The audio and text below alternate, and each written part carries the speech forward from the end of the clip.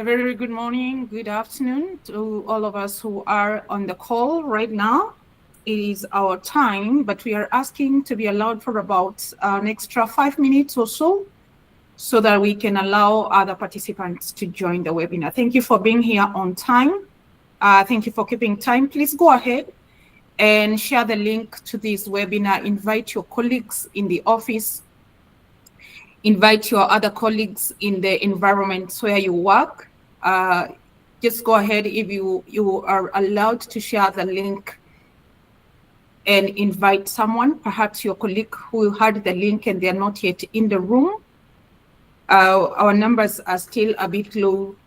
Kindly allow us about 5 minutes or so, and then we will get started on today's webinar. Thank you very much.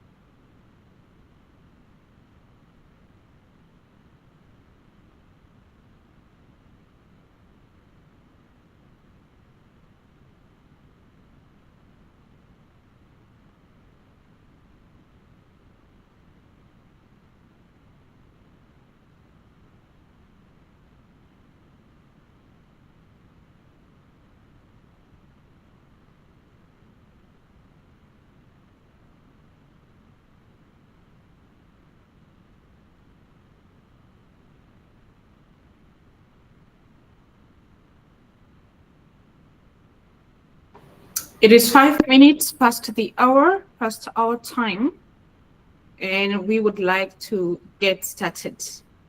We would like to begin today's session. And thank you so much for being here on time. If you can hear my voice, please give me an emoji, a reaction or a comment in the chat section. Fantastic. Fantastic. And I suppose my volume is good and you all can hear me very well. Again, we want to say a very warm welcome to us who are already on the call. We would just like to get started, and as a way of getting started, would you let us know in the comment section where you're joining this webinar from? You can tell us where you're joining from, your country, and your role in the humanitarian environment where you work. If that is, that would be great if you can let us know that. Let us know where you're joining us from, and also your role in the different humanitarian environments where we work. Would you just comment that on the comment section? Let us see where we are joining from as we get started.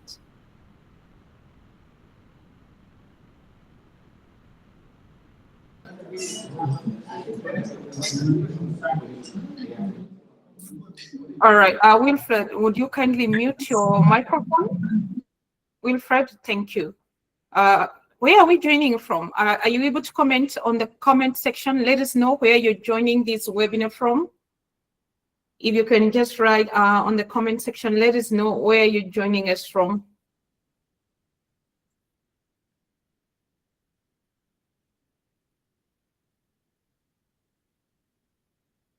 I don't seem to see any comments coming in. Please comment in the chat section and let us know where you're joining this webinar from.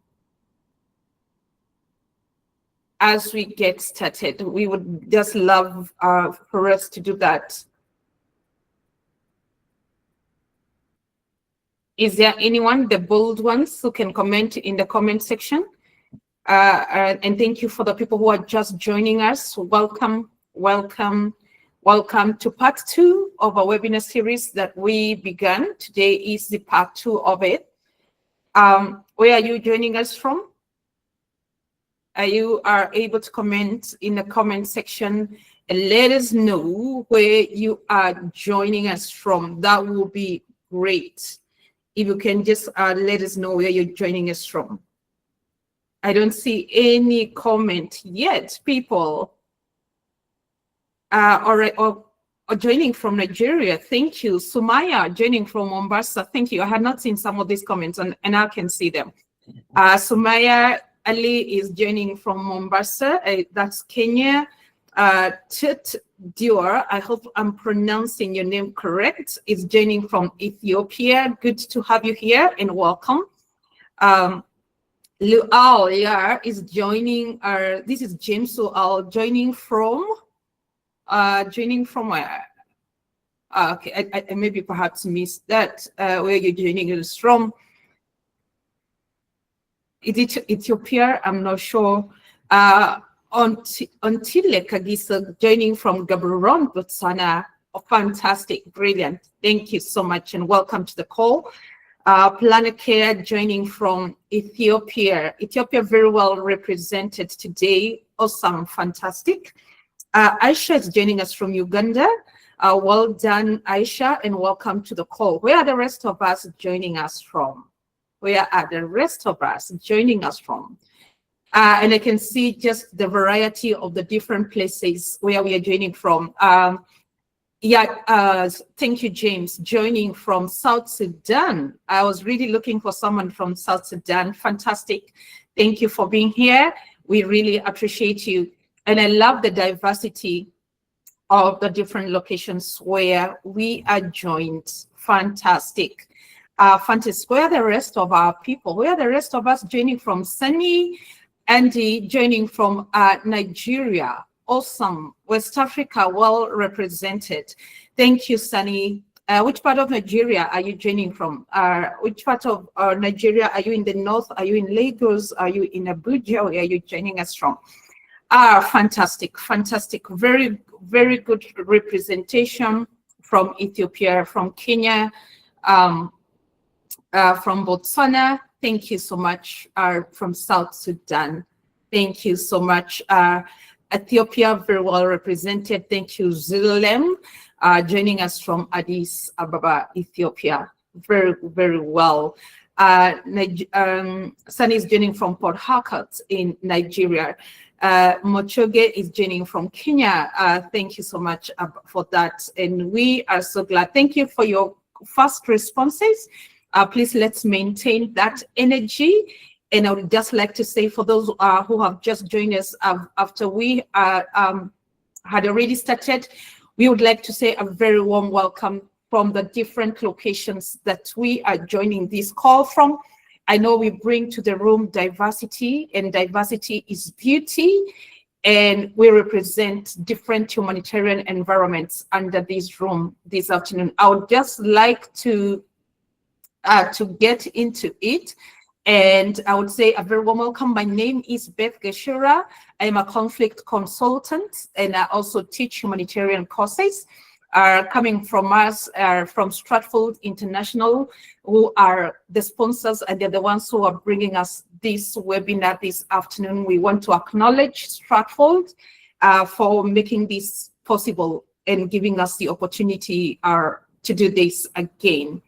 Today, I just want to say we will be delving in on the part two. Part one, we looked at conflict, what it is, and just from seeing it as purely a negative force, but we moved from seeing it that way to understanding it as a natural signal of unmet needs, of different interests and values in the very complex environments where we work as humanitarian professionals. At part one, we then also explored the core processes of mediation, which is the art of facilitating dialogue between parties by a neutral party to help them find their own solution. And we paired that with essential negotiation techniques in part one, focusing on moving beyond positional bargaining to which are I want these. And we looked at interest-based negotiation, which is why do I want what and how, why does it serve me? Okay, and so that is the heart, and that is part one of what we looked at. And the heart of it was just shifting our mindsets from winning a debate about conflict or even to solving a shared problem. Today, we move from that, from the structural understanding of conflict, and today we move to the human skills of managing conflict and what you need at the moment. So today we'll be focusing on effective communication. We will also look at de-escalation and as well as building resilient teams. You see, in our environments where we work, when tensions are rising at a checkpoint, perhaps you are at a distribution point or you're at a community meeting and you don't even have time to set a formal mediation, you need communication skills. You need your de-escalation skills. You need that toolkit to be ready. And that is exactly what we will be looking at today in this part two series of our conflict to humanitarian professionals, part two of it. So maybe I should just begin by asking us a question. When you think about the concepts that we discussed last time in part one, what's the one challenge you faced when you try to move people, when you're trying to solve problems and you try to move people from their fixed positions to underlying interests in a very fast-paced field situation? I understand and appreciate we work in very dynamic and very, very complex environments. So when you face challenges, trying to move people to see things as you do and trying to make them see things from your perspective and to move them from fixed positions and also now to underlying interests, how do you do that? What's the one challenge, or what are the challenges you have faced? You can go ahead and pop your thoughts in the comment section as well. What are some of the challenges you face in your very complex environments when you're trying to get people to say things one way? All right. And just want us to get, if you can get your notebooks ready, your writing materials ready. We will be here for the next 2 hours. And in these 2 hours, I will kindly, as a facilitator for this session, may I kindly request you to be fully present in the room. May I kindly request you to engage. We will do well to use the chat section to post our reactions, to post our questions, and just keep this engagement going. So from the different parts we are joining in, I know some of us are 2 hours ahead, others are 2 hours behind. Please try in as much to be fully present in the room, because your wisdom, your experiences, your knowledge matters to this to us, and we would love for you to share with us. Okay. So I'll be coming just setting in of that, but allow me for this part just to run us through who our sponsor is, and the organizers of this very needed and timely webinar, who are Stratfold International. And at Stratfold, I would just want us to quickly share the vision of Stratfold International. And our vision is to be a global leader in the humanitarian world, the NGOs and corporate and development educational sector, fostering a community of change makers actively contributing to the well-being of people and the planet. That is our vision. At Stratfold, we envision a world where there is an ample supply of capable and dedicated personnel who can effectively address humanitarian needs.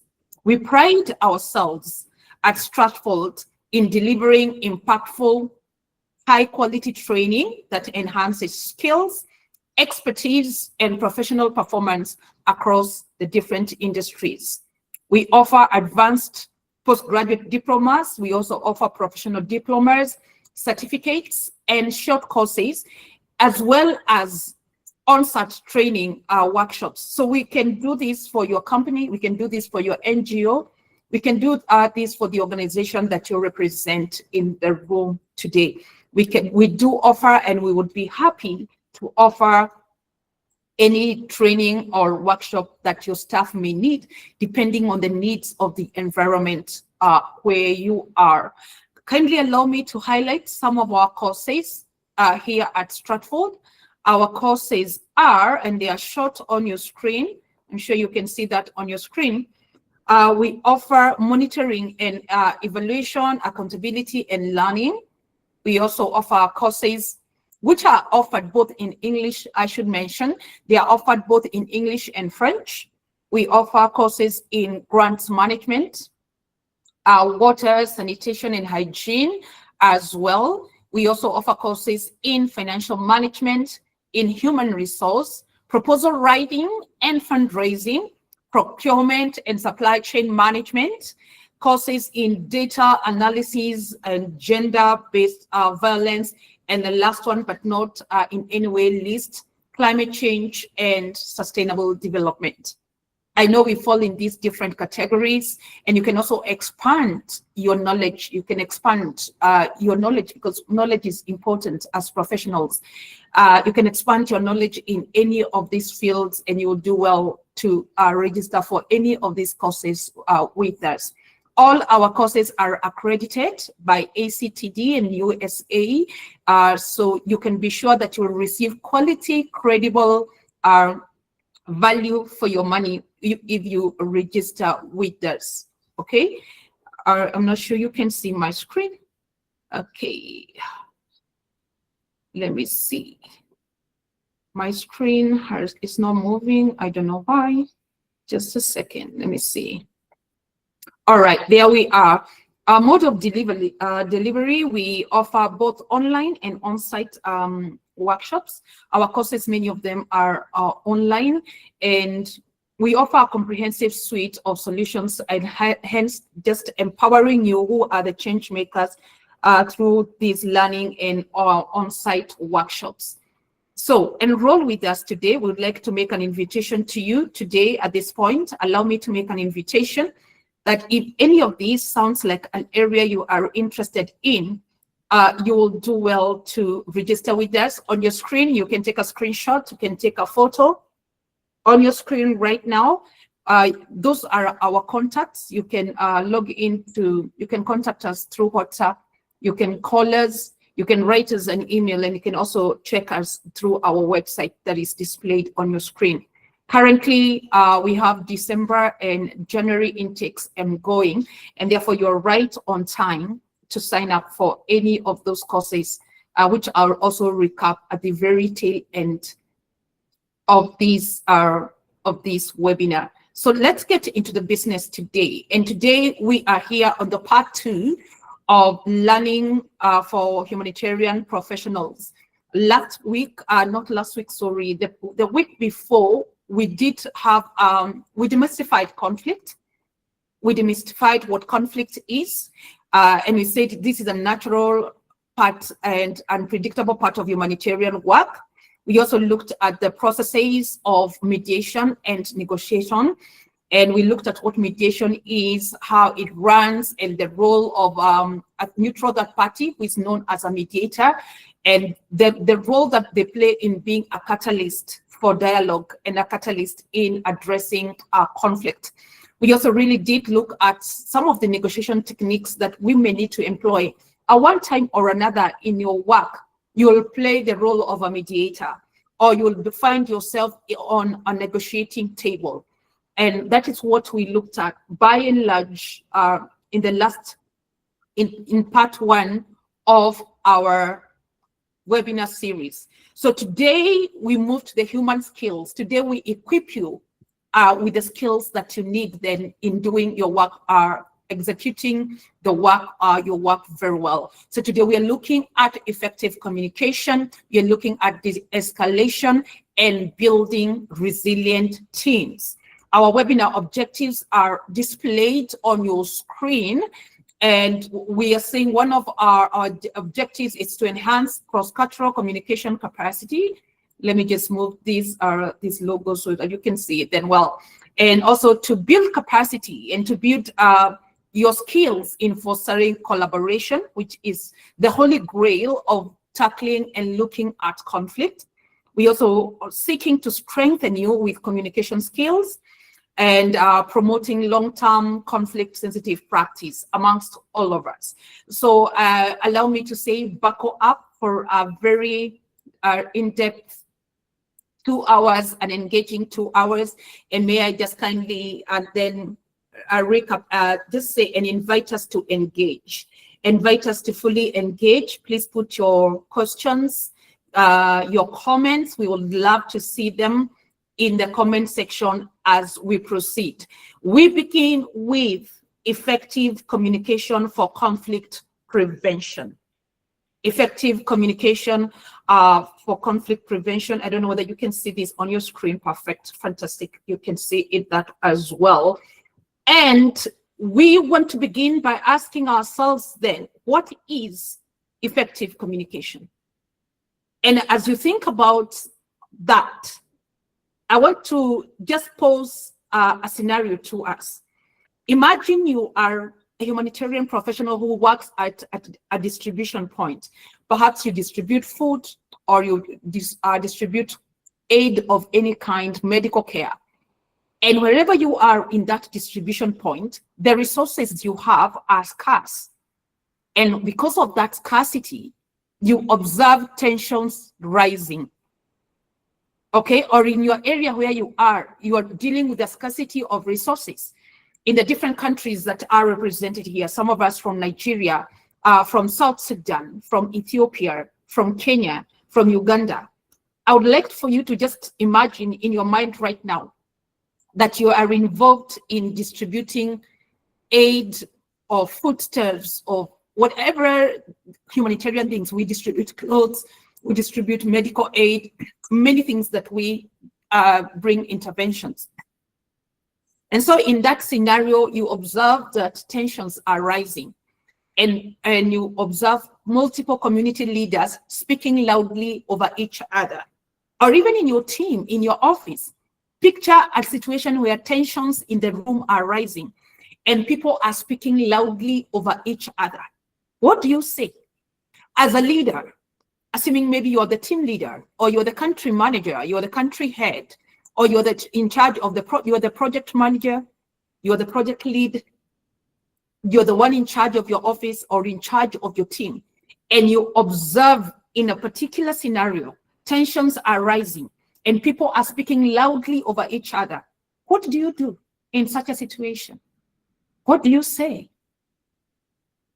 What do you do? What do you do when people are moving quickly to being aggressive, to aggression? What do you do? What do you say? So this webinar is your toolkit for exactly those moments. This webinar shows you what to do, or it paints a picture of some of the things and how you can deal with such situation.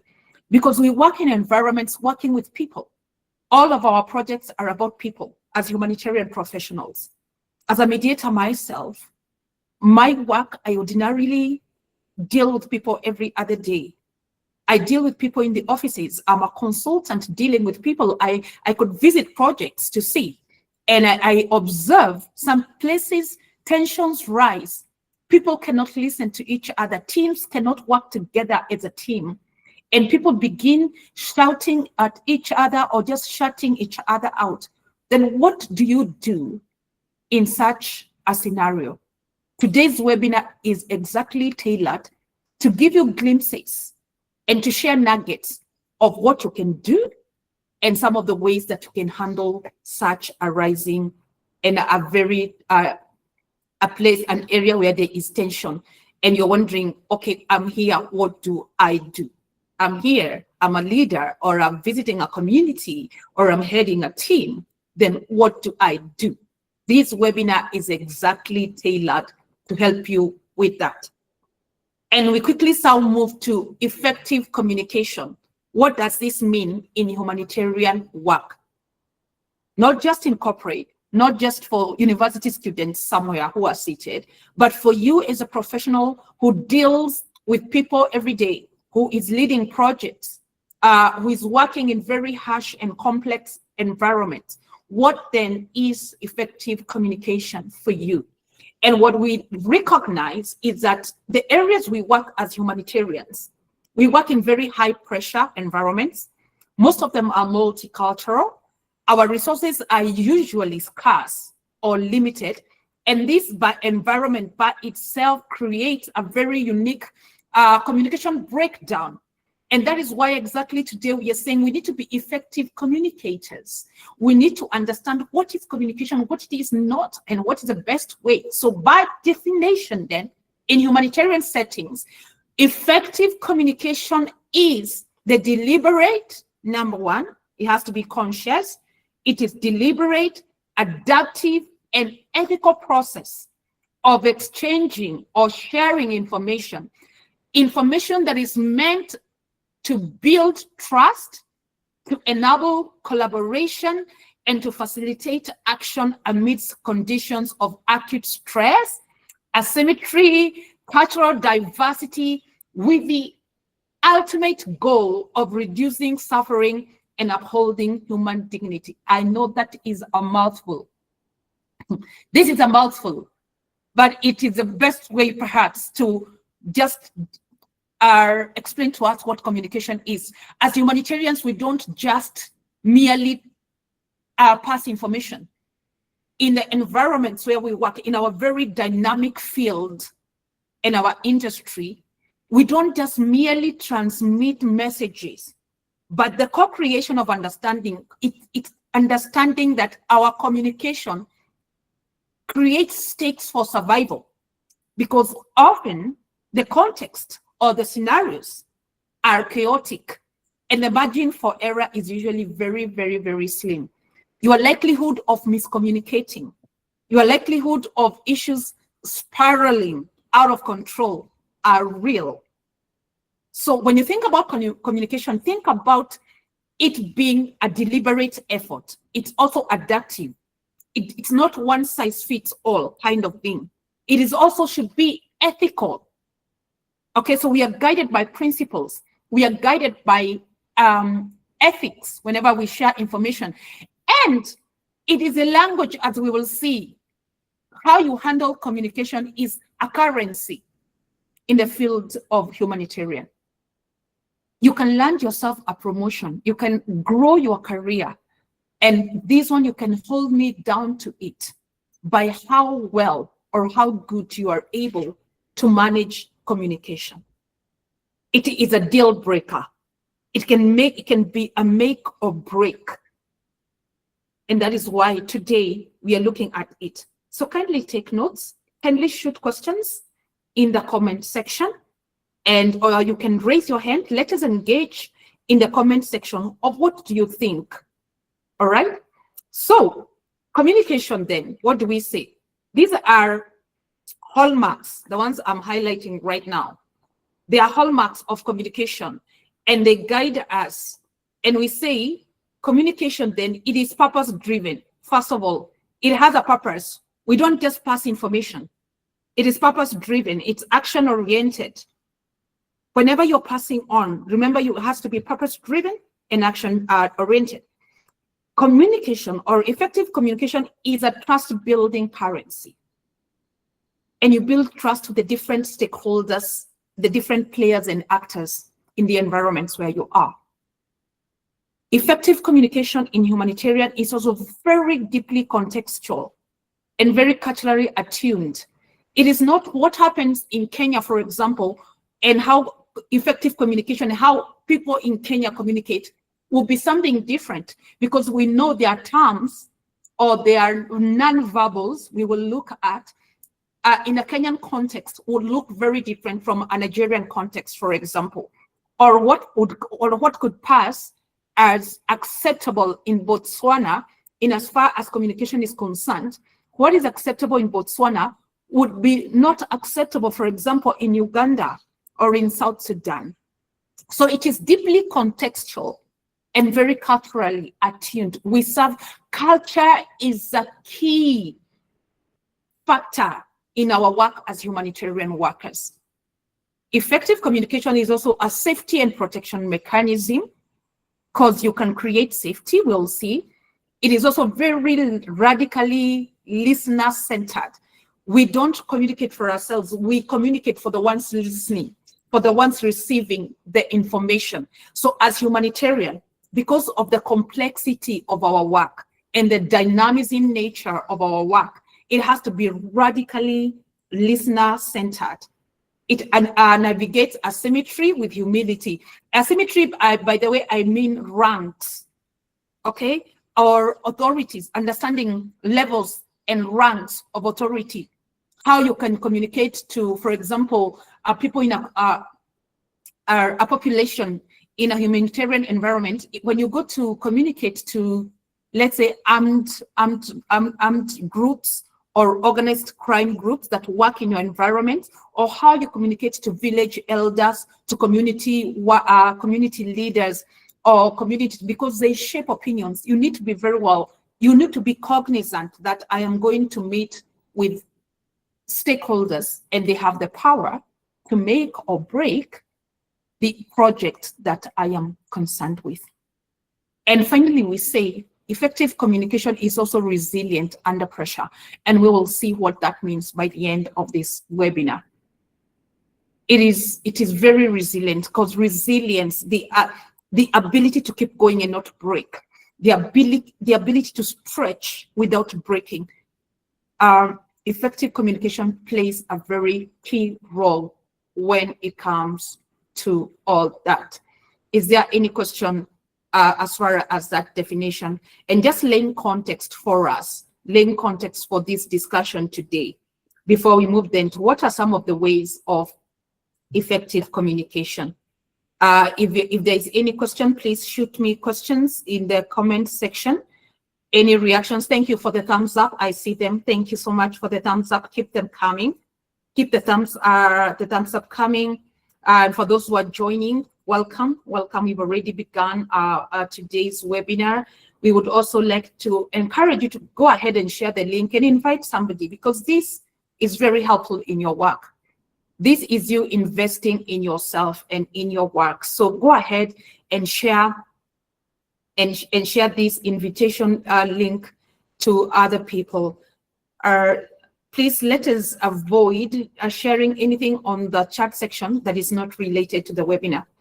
I kindly ask for restraint. Let's not just share anything in the comment section. Let's not share other materials or other promotional information that is not related to this webinar. And that will be fantastic if we can do that. So effective communication runs on like three pillars, or three-legged stool, which are active listening, empathy, and clarity. In the areas where we serve, for us to be good communicators, effective communicators, we need to be good in active listening, in showing empathy or driving empathy, and also in gaining clarity or driving people clarity, offering them clarity, and making sure even for you, you're not thriving in chaos or confusion. You really understand your scenario. So may I talk quickly and address to quickly now move to what active listening is. There is something known as a listening disconnect. Perhaps you are in this room and you're not fully engaged. So what you're experiencing or what you're going through is called a listening disconnect. Let's start with reality. In high-stress humanitarian environments, we often default to what I call transactional hearing. You're just hearing something, and maybe you're just hearing and you're not listening to understand, but you're just hearing things. You're hearing someone say something. That is called transactional hearing, where you just listen enough to respond or to solve a problem or to check a box, but you're not really listening to hear what is being said. You understand? That is called transactional hearing. But here is a critical gap. Communities in crisis or teams in crisis, they are not just giving us information, they are giving us their dignity, their fears, and their trust. When we listen transactionally, if even, for example, if you're just in this room and listening to me transactionally, you might lose many of the things that I am going to say. So even in your team or in the field, in your project, we shouldn't be doing that called transactional hearing. You're just hearing, maybe hearing to respond or hearing to solve or to check a box, but not really to understand. May I ask you a question at this point? And I want you to be very honest with me. In a very busy day of your day where you're working, okay, in your environments, in Botswana, Gaborone, at Addis Ababa, or Mombasa, Kenya, or in Nigeria, Port Harcourt, where you are, the different locations where we are joining this call from, tell me, what percentage of your mental energy is spent on? Number one, I want to just ask, think of your mental energy. Think of your typical day, how your day looks like. Think of a very busy day in the field. What percentage of your mental energy is spent on formulating your response while they are talking? When someone is talking, you're already formulating a response in your mind. Or when maybe your team member is telling you something, and in your mind, you're already coming up with what you should say. How much of your percentage goes to that? Number two, how much of your mental energy goes to worrying? You're worrying about your work. You're worrying about logistics. You're worrying about maybe your reports. You're worrying that you have not met deadlines. What percentage of your mental energy goes to that? Also, tell me, what percentage of your mental energy goes to actually taking words when someone is speaking to you, that you actually stop what you're doing, you shut away distractions, and you actually take time to listen in and to hear the words that they are saying, their choice of words, and also the meaning of those words? Do you usually do that? Or many times you're just listening to trying to wrap up the conversation to end it as quickly as possible because you're busy. So I could be your team member and I come to you with a request, or I come to you with a need I have, and you're busy running, you're running with other things that you need to do because your work is busy. And instead of you hearing me out, what you will try to do is trying to wrap up the conversation as quickly as possible. How often do we do the things I said? How often do we do that? How often are we formulating when someone is speaking to you? You're formulating already. Even you're not even letting them complete sentences. In your mind, you're already running with the responses. In your mind, you're trying to wrap up the conversation. In your mind, your work is overwhelming. Your work is overwhelming you. You are thinking about the next project. You're thinking about how you don't have enough funding, for example. You're thinking about what your boss wants of you. You're not listening. How many of us in this room today actually sit to understand when someone else is saying something to you? Is there anyone who would like to respond to that? How many of us actually take time to listen? Anyone who would like to respond to us? Or are you consumed with wanting to wrap up the conversation? You are consumed about the next thing that your project needs from you. Or you just want to wrap up the conversation. How many of us in this room today, the 29 gadgets that are connected to this call right now, how many? Are there people here who say, I actually stop, I pause to listen to what the other person is saying? Anybody who can raise their hand? You can give me a reaction of raising your hand. You can give me an emoji if actually you take time to listen. I want to see. How many of us take time to listen? Any reaction? I'm looking for reactions. I don't see any reactions coming through. Wilfred, you've given me a thumbs up. You actually are good listeners. Is that what you're saying? You're good listeners. You actually take time to listen. Sunny says, it's an everyday experience, a 24/7 issue. What is that, Sunny? What are you saying is an everyday experience? What is it? Is it the communication? What is it? You can give us context so that we understand. What are you saying is an everyday experience? And as Sunny does that, I have seen some thumbs up going. Maybe they are saying they are good listeners, or they're saying they listen with intention. And that is what we should be doing. What is active listening and what is not? Active listening actually is a currency. It is a security assessment tool. How you listen in can help you listen for threats or discontent in your teams. So active listening in humanitarian settings, it is actually a security assessment tool. It is also a needs assessment methodology. When you listen to people, when you listen to your team members, when you listen to the communities that you serve in our different environments, you are actually engaging an assessment methodology, because you will pick data from it, from the stories people are telling, from the needs that people are raising to you. Active listening also restores dignity. Imagine talking to somebody who is working. Have you ever found yourself talking to someone who is working? Maybe you are talking to your husband and he's talking, or he's on his phone, or you're talking to your wife. Even at home, let's just even leave the work environment a bit. Let's take it home. Let's take it a bit closer. Maybe you're talking to your child and your child is busy playing with their toys. How do you feel? But maybe a child you can forgive. Think of you're talking to your boss in the office and your boss is busy on the phone, or they are busy on their computer. They are working on their computer. How do you feel? Do you feel like that person cares for you? It's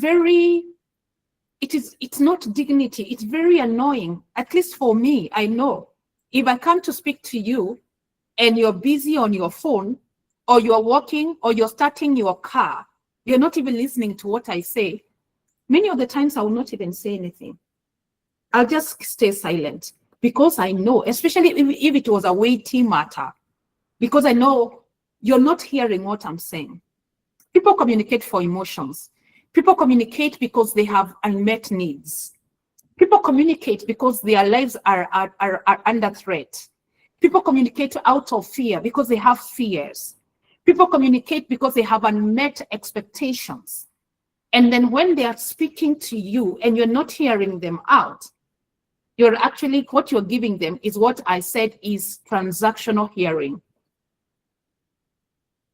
Active listening is also a de-escalation technique, and we will look at what de-escalation is. Anger often dissipates when someone is truly hurt. Imagine the last time you were very, very, very angry, or you were upset about something. You are totally very upset, and then you went to your boss and they actually put everything aside. They shut their phones or whatever, they put their phone aside and they gave you attention. What did they do? Immediately your emotions calm down. Because that person is giving you dignity. It's because they are telling you are worth of my time. As leaders and as professionals in the humanitarian world, we have to be active listeners. We cannot execute to a successful level our work when we are not active listeners. When we're just being passive, or we're just giving people transactional hearing, we are not hearing them out. It's just transactional hearing. It's not listening, it's just merely hearing. But let me look quickly at empathy. I've looked at active listening. Let me quickly move to empathy. And empathy, in communication, we say, empathy is a strategic skill. What is empathy? Empathy is your ability to understand someone else as though you're putting yourself in their shoes. Empathy by itself is very strategic. It is a strategic skill that is needed in these very modern societies and in the very complex environments where we work. There's something we call cognitive empathy, and it just basically says when you tell somebody, I understand your perspective, I hear what you're saying, I actually see it like you're saying it. That is cognitive empathy. When you tell someone, I feel your pain, I feel your frustration, I feel your fears, that is called affective empathy. And in communicating, we have to be able to show empathy. And in high burnout roles, where most of us work in, cognitive empathy is sustainable and professional. When you tell somebody, I understand your perspective. I understand why you need this kind of funding. I understand why you want us to do A, B, C, D. I understand how you see things. I get into your mind. I understand. That is cognitive empathy. I understand you are frustrated in a way that sounds more specific. For example, you could tell them, I understand why you're facing frustration. So this is professional. This is a professional skill that can change your career forever. By the end of this webinar, it's our hope and trust that you will gain what we are talking about, because this can elevate your work. It can elevate your experience. It can elevate your professionalism. You are investing in yourself by being in this webinar, this moment, and the time you have invested to be here. There's something called the CARE model, and this is just basically about seeking clarity in chaos. And sometimes we like to use short sentences. People don't understand long sentences. So when you're communicating and you want to build or to get clarity in chaos, use short sentences like I understand. I understand your perspective. Don't even bother explaining. Just say, I understand. I understand your perspective. What can I do? Short sentences. What do you see happening? That's a short sentence. What ideas do you have? Short sentences. The A in the CARE model says action-oriented. We don't just communicate for the sake of it. We said we communicate to build relationships. We communicate for adaptability. We communicate as a strategic thing. So Our communication should be action-oriented. State what can be done. Don't just say many things and you, at the end of the many things that you have said, or at the end of all that you have said, what action are we taking? So always ask yourself, what action, what can be done? See the positive. So try to maintain optimism of a certain level. Then respectful language, especially the men in the room. The men in the room, because respect is a big deal for men especially, but even for women. Respect is a language that maintains dignity. So whether you're communicating to your juniors or communicating to village elders who are less educated than you, kindly always maintain respectful language. And the E in that is evidence-based. This is where we talk about facts. This is where we come up with data, because communication, you could be saying we need funding of, let's say, $1 million or $10 million, but when you come with evidence to back your ask, to back what you're asking for, then that shifts the entire conversation. That is why evidence-based, and especially as humanitarian, we don't just we don't rely on rumors or hearsay or gossip. We rely as humanitarian on facts and on data. Okay? I trust we are moving well and that we are moving together. There is a SLA technique, there's a listening technique that I would like to share with us at this point. There's a listening technique that I would like to share with us. It's called the SLA listening technique. And the SLA is an acronym. And the acronym stands for, S stands for suspend your own agenda. Whenever you are listening, suspend your any agenda. Perhaps you are on your phone. Perhaps you are on your computer. Suspend your agenda, even in your mind, your agenda and your agenda and your judgments, even mentally. Okay. So suspend the distractions in your mind, your agenda, even your judgments. Come with open arms, all right? Then the L is listen for the underlying need. People often don't just ask things for asking. They have underlying needs. So listen for the underlying need, okay? Listen for the underlying need. Listen to understand really what the need is or the fear behind it.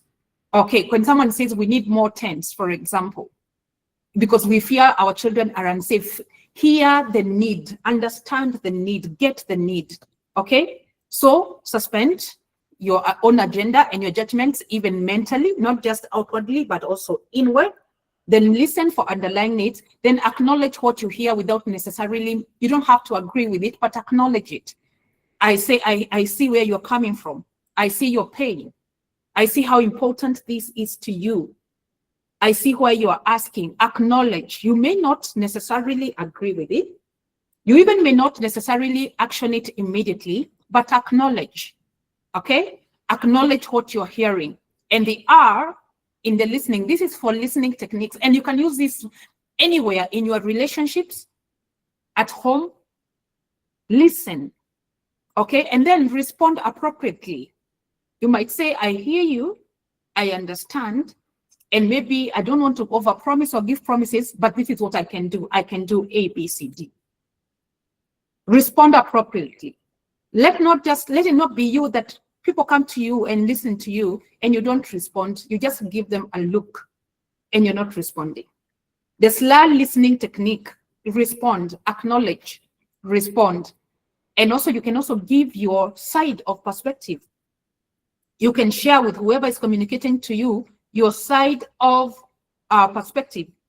In communication also, there's something we call the alive framework that I want also to, this is about listening, this is about effective communication. And there's something we call the alive framework. The alive framework, and it's quite also related. It has similarities with the SLA listening technique. And in the alive, it's also an acronym. It's also an acronym. And the A stands for attend fully to people. Attend fully. When someone is speaking to you, be fully, like I asked in this webinar today, attend fully, be here fully. Don't be here 40% and 60% is elsewhere, okay? Even when someone is speaking to you or your team members, perhaps you're a country lead or you are a supervisor or you lead a team, at least you work with people. Whenever they are speaking to you, attend fully. Then label emotions. Emotions, we are human beings, we are very emotional people. We are very extremely emotional. And some of the emotions are fear. Some of the emotions are fear. Some of the emotions are frustrations. Some of the emotions are because we feel threatened in one way or another. So label that, label whatever that is, whatever that emotion is. Some of us, sometimes the emotions are what you hear. Maybe you hear frustrations. So the L is you label emotions. Name what you hear. Maybe I hear you're sad. I hear you're frustrated. I hear you're worried. I hear you're under pressure. That is how you label emotions. Then the I, it's you inquire with curiosity. Ask questions. Ask open questions. Questions that seek meaning. All right? Inquire with curiosity. And this is just about asking. This is about asking questions. Ask open-ended questions that let the other person explain themselves. All right? That is what is inquiring with curiosity. And the way we inquire is by asking questions. You can ask questions and questioning techniques. There are some people who are very good in questioning. Others are very poor at it. Don't ask close-ended questions or questions that end with a yes or a no. Those are not the best kind of questions. The best kind of questions are open-ended, the ones that give someone room to explain themselves. Then verify understanding. When you have given them time, clarify, paraphrase, ask for confirmation. That is what verifying understanding is. Paraphrase something that, I'm hearing you to say A, B, C, D. Or you can tell them what I hear is, am I correct if I say this is what you're saying? Then you repeat what they have said. So ask for confirmation, paraphrase, and that way you'll be able to gain more clarity. And the last one, and certainly not the least, is empathize. We've talked about empathy, of the cognitive empathy of saying, I see your perspective. I see where you're coming from. I see why you are asking for 1, 2, 3. I see why you need more of this. I see why you're worried, okay? And then also you can also validate without taking sides, validate their emotions, validate their concerns, validate what their fear is about. You can validate. You can tell them, actually, it does make sense. You can talk with someone and tell them what you're saying actually makes a lot of sense.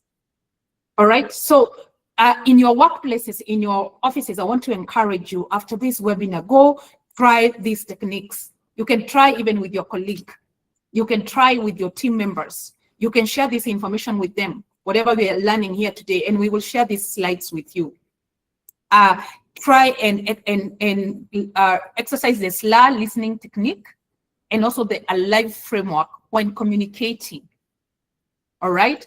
And I have an extra tip for us. An extra tip for us in communications, we say there's something called self-distancing in communication.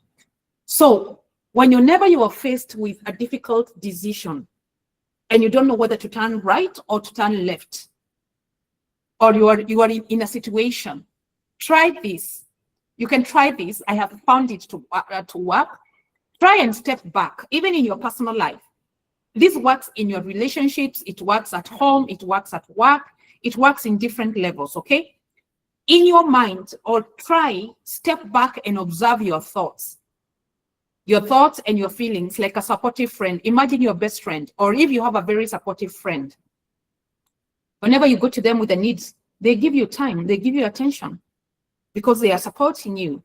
So in your mind, you can self-distance. You can try this, that in your thoughts, and say, I will step aside, I'll distance myself and actually ask and interrogate myself. I don't know whether that makes sense, but in communication does that. When we do coaching, we tell people, try and separate and hear yourself out. It may be sounding like a mouthful, but it works. What this does, someone please mute your mic. You can mute your mic and stop your video. Fisiha, Fisiha, kindly mute your mic and stop your video for our.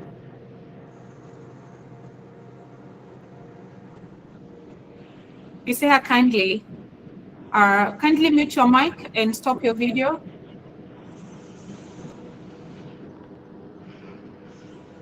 I'm not sure he can hear me. Kindly mute and stop your video.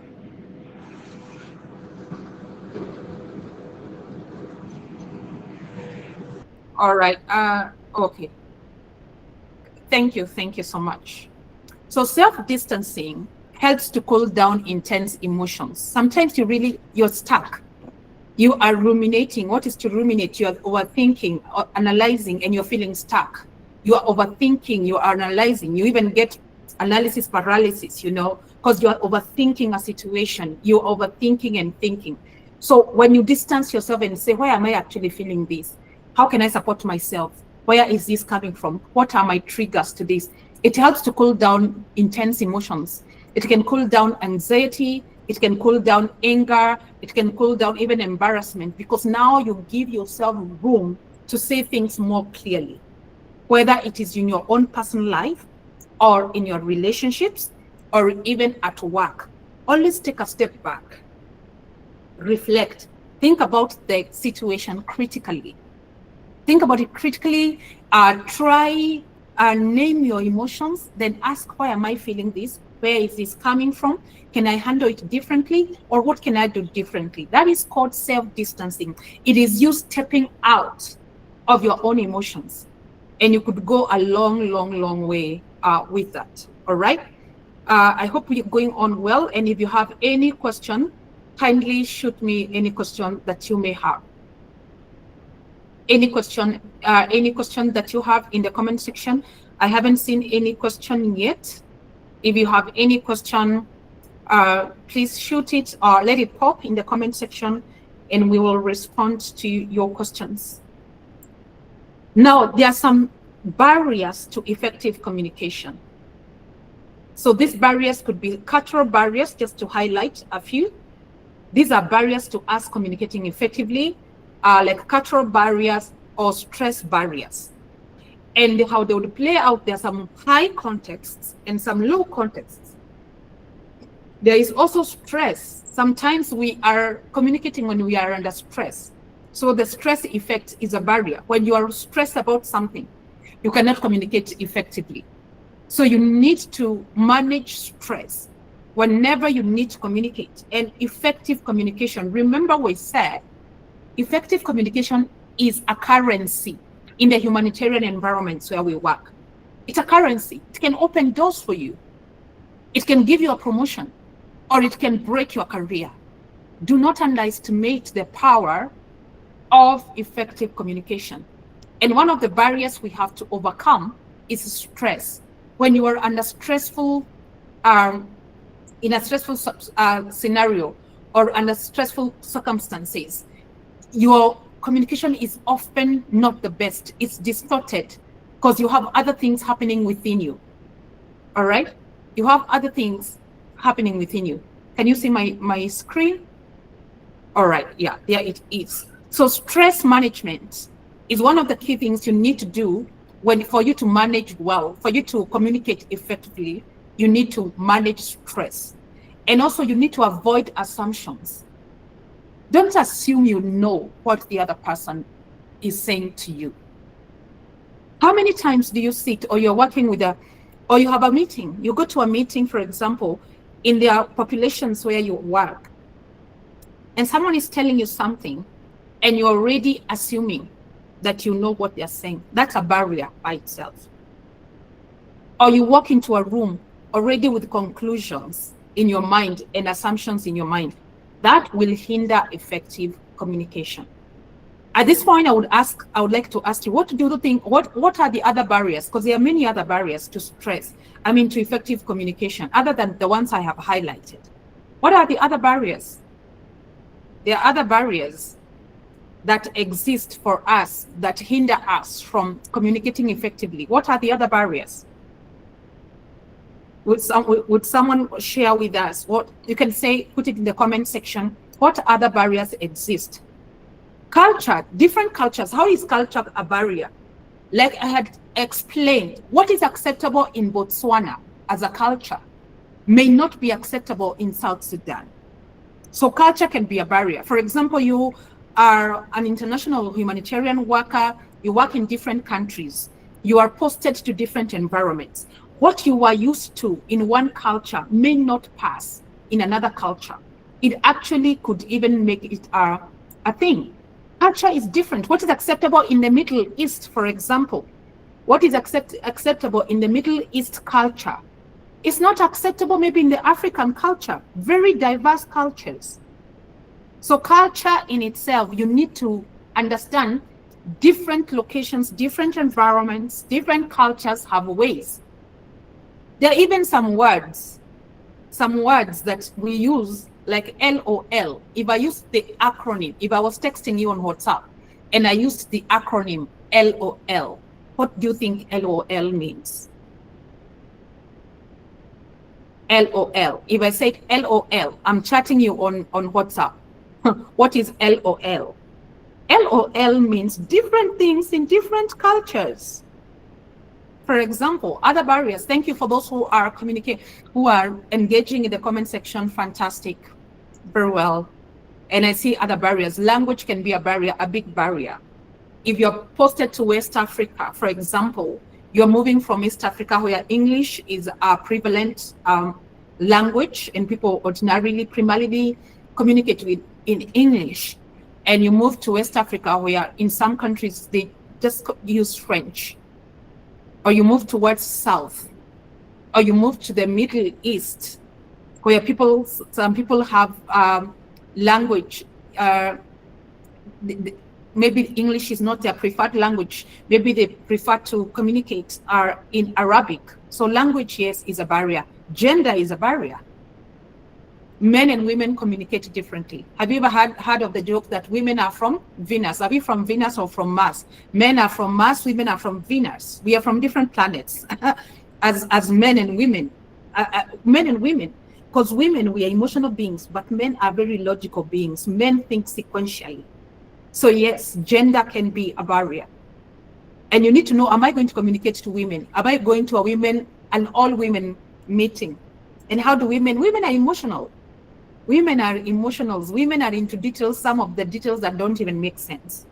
So if you're a man and you lean into logic and you're going to address an all women meeting or an all women environment, you may need to tone down and give them room for their emotions. Biological barrier can come in terms of health-related barrier. Yeah, biological barriers.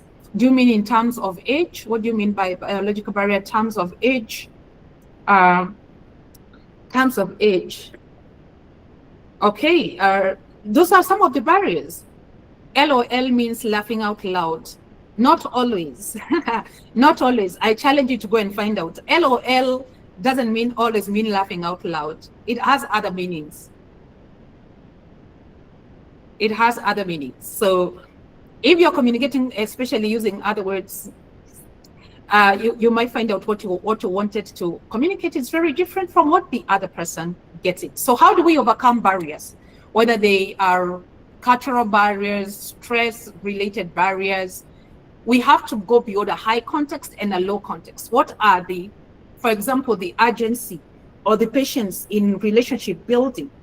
You have to understand the concept of time. Okay, you have to realize the contextual. There are some contextual barriers. For example, in the exact environment where you are, what's the context? What's your context? So understand the contextual barriers, and this is what I mean, like a high context and a low context, and also the concept of time. Sometimes there is urgency in communicating. Other times there is no urgency. Sometimes in some areas that you may want to communicate urgency. So understand what is the concept of time where I am in. And also authority. This is about ranking and communicating to different people who are in different ranks. For example, traditional leaders, committees, standing committees, opinion shapers or opinion leaders. You communicate differently to different cadres of ranks. Okay? And we say the last one, stress is a universal barrier. It can shut down. So what do you need to do? You need to exercise. And there I told myself to teach the pause and breathe. Always take a break. Never ever feel under pressure. You can pause, take a breath, take a breather, take a walk, take a break. It helps you. Or you are running from one meeting to the other. You are so stressed. Or your day has demands, or your day is full of demands from the time you went to work at 9 a.m. to the time you leave work at 5 p.m. You're having back-to-back meetings. You're meeting different people with different needs, competing demands. Always pause, take a breather, feel free to give yourself a break, and then you can move on to the next. Always, even at home, don't ever allow yourself, even at home, don't allow anyone to rush you, because it will only make the stress you are under more complex. It can only make things spiral. So you need to take a pause and you need to breathe. Pause and breathe. Don't ever be under pressure. Pressure will destroy you. Pressure breaks. Pressure will not enable you to communicate effectively. So overcome the temptation to be under pressure. You cannot reason logically and even rationally when you are under pressure. So pause, take a pause, and breathe. Breathe in. You can even do it practically, even as we sit here in this room. You can breathe in and breathe out. Breathe in, breathe out. It helps you to reset yourself psychologically. Breathe in, breathe out. Don't ever be under pressure. Otherwise, you will be a terrible communicator. You cannot communicate well. You cannot communicate effectively when you are under pressure. The other things about language and nonverbal cues. For example, if you walked into a boardroom, let me just illustrate this. If you walk into a boardroom and you find whoever in the boardroom, their hands are all like this. I'm supposing you can all see my video. You find all their hands crossed and their faces look straight and they look emotionless. No emotions with their hands crossed. What do you think that is communicating to you?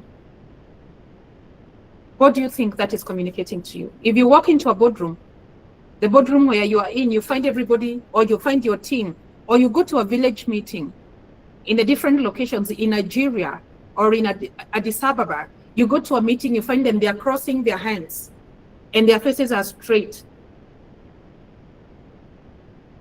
and they look tense. What do you think that's communicating to you? In other words, what I'm saying is that you should be able to read the room. Read the room. Read the nonverbal.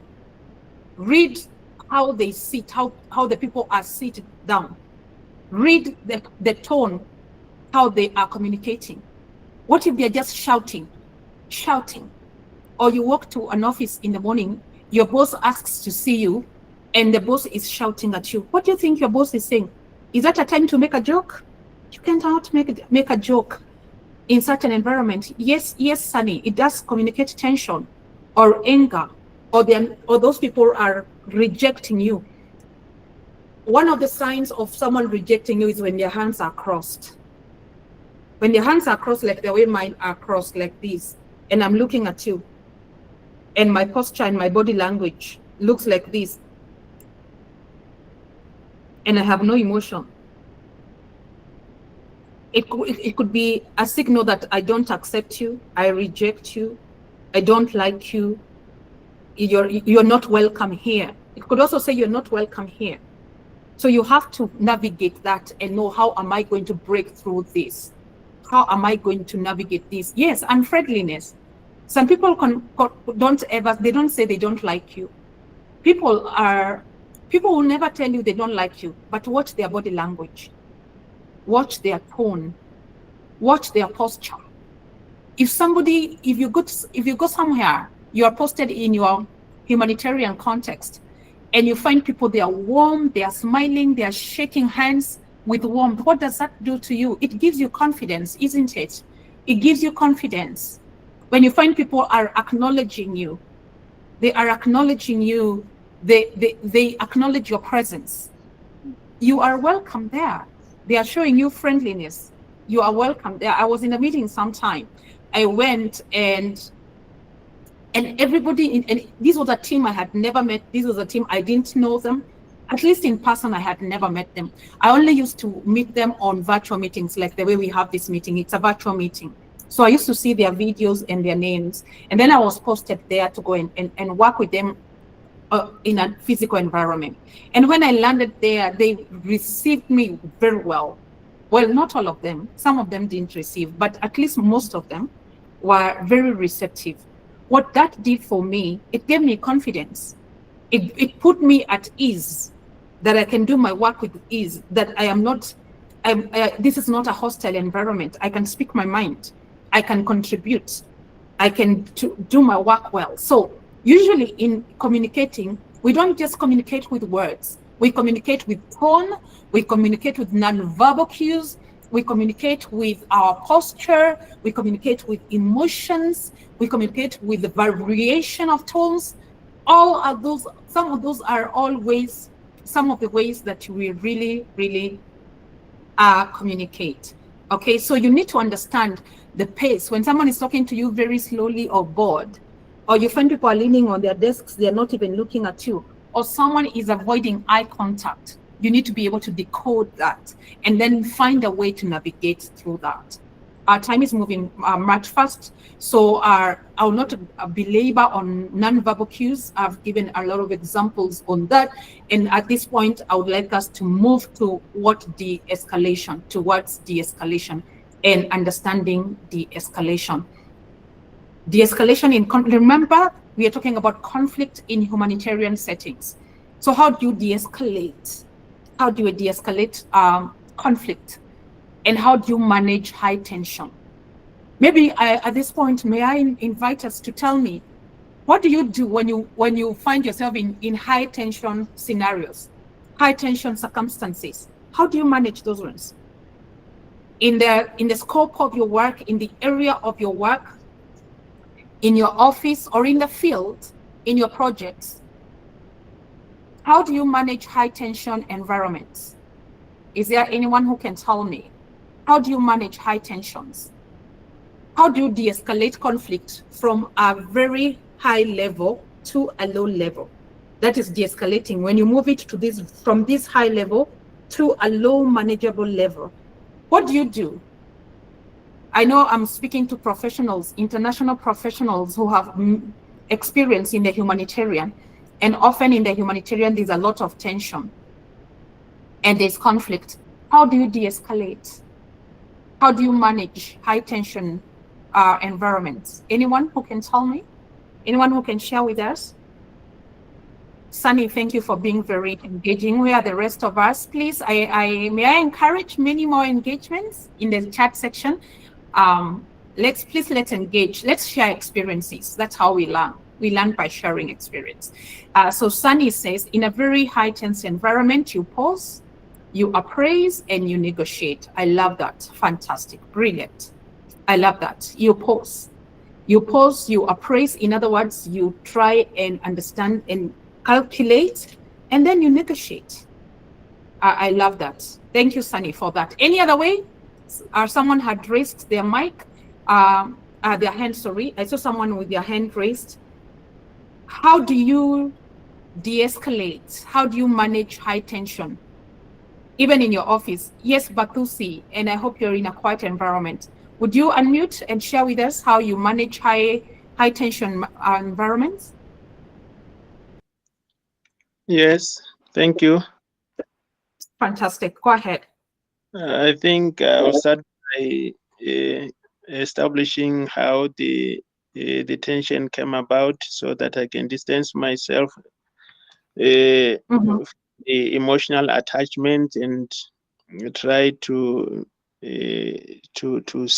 calm down on my side and the other party, so that we can find a common ground, so that I don't take it the other way, apart from what can benefit for the two of us and for the benefit of the workplace and for progress. Fantastic. I love that. Thank you. Thank you. Thank you so much. Thank you. Thank you for those the ones who have shared. Thank you. And that's a good approach. I think I've seen another approach. Have I seen someone else? I think I saw another one. Yeah, someone else. Esther says, slow the pace of interaction, lower your voice, pause before replying, and keep your body language open.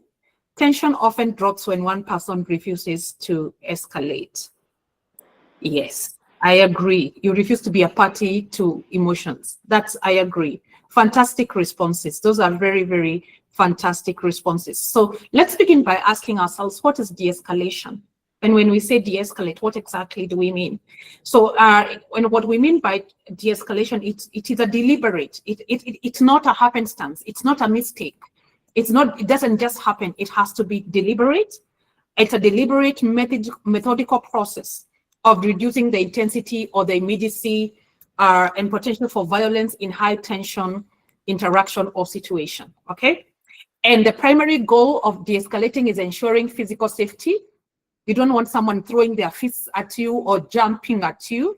So number one, physical safety is very important. You also want to preserve human dignity, and you also want to create space for rational dialogue. People cannot dialogue rationally, cannot speak rationally when emotions are all over the place. When people are angry, when the tensions are very high, you cannot have a rational dialogue. De-escalation is also not about winning an argument. Or it's not about winning an argument or reinforcing compliance or merely calming someone down. No, it's not that. It is a strategic intervention. There are people who are naturally very good in de-escalating things, even at home. You walk at home and maybe you're a husband, and when you go home, you find your wife is angry with you. The children are angry with you. Some people are very naturally endowed with the wisdom of how to handle that.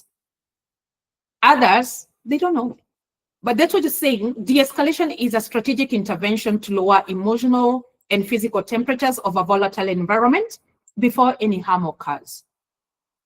Or you're a wife, for example, I want to bring it closer home. You probably are a wife and you find your husband, that day your husband is upset, they're not in their best mood. They probably have had a hard day at work. They are not happy. The world has been harsh and rough with them. And then you go and start shooting him down. What you will do, you'll only make a volatile environment worse, and harm may occur. So you would do well to de-escalate the situation, de-escalate the tension that is in the room. And one of the ways you do is you have to understand triggers, something are called triggers. What triggers tension? You have to understand in a humanitarian environment, you have to understand what triggers people, okay? What triggers tension, and what are the escalation patterns that are there? What escalation, I'll show you something we call an escalation ladder. A ladder, what does it look like? So understand triggers, understand something you may say, something you may do, or a word that you may throw, and it's a trigger.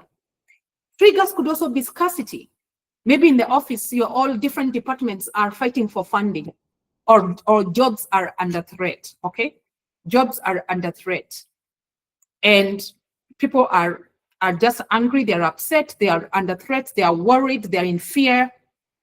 So some of the things could be trauma. Maybe they are worried of being sent home, or the project closing, or they're being told there's no funding, so this project has to shut. Those could be triggers. And for you to effectively communicate, you need to be aware. What could be the triggers? Okay, what are the triggers at work, in my office, in my environment, in the humanitarian context where I am? Maybe there is war, maybe there's displacement of humans, or maybe there's just people are suffering these immense levels of suffering. So scarcity, if you tell them they are suffering and then you tell them we cannot do 1, 2, 3 because we don't have resources, scarcity, that could be a trigger to tensions rising because livelihoods are under threat. You understand?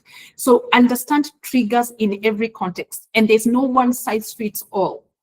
We all work in different contexts. We work in different cultures. We work in different nations. We are in different nations as we sit in this room.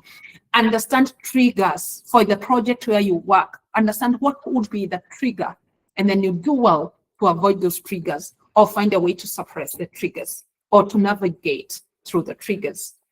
So identify triggers. And some of these triggers, for example, would be perceived injustices. Perceived injustice in aid, it's a trigger. Broken promises, perhaps the government or perhaps the donor has been promising one thing and that is not coming through. It's a broken promise. It could could just be a very serious trigger. Humiliation could be a trigger, or fear of not being involved. These are triggers. So in the different environments where we work, I know we work for perhaps different NGOs, different organizations, different work environments, and triggers for us in this room look different. But what I'm saying is understanding your context, what are the triggers, okay? And then work around them, address them, and know how to navigate through the triggers. I want to, yes, we will share the slides with you. I have seen that in the chat section. Yes, we will share this presentation and these slides with you after the presentation. There's something I mentioned called an escalation ladder. An escalation ladder looks like this. This is just basically moving from one level of conflict to the other, or raising tensions. Something like grumbling, it starts with something small like grumbling, then a verbal protest. From the verbal protest, there's a standoff, and then it could even move on to physical aggression. So to de-escalate conflict, you have to understand it, whether it's at the grumbling level, then know what to do at the grumbling level. Then the grumbling level could move to a verbal protest or even a standoff. And people could even get physical. So this is what you need to understand. This is how tensions rise. This is how conflicts spirals. So understand, and we did mention this actually in part 1. There's something called the de-escalation framework. It's called a desk. And number 1, to de-escalate, some of you alluded to this when you were sharing, disengage. If you feel, let me move this icon. If you feel your first move could be create even more harm, just disengage, create distance, create safe physical space. Remove yourself from a direct confrontational line. Disengage, step back. Refuse to be party to attend to a conflict. If you realize things here are getting out of control, distance yourself completely. Then the next one is engage with empathy. Remember, we said empathy is a strategic skill. Empathy. And you remember the SLA listening technique, which we looked at? Go back to the SLA listening technique that we looked at in listening, effective communication. Then the other one is state and simplify. What are the steps can do? You can say, let's do this. And you tell them, this is what we can do. You are de-escalating. You are de-escalating. Let's do this. Always come up with actions.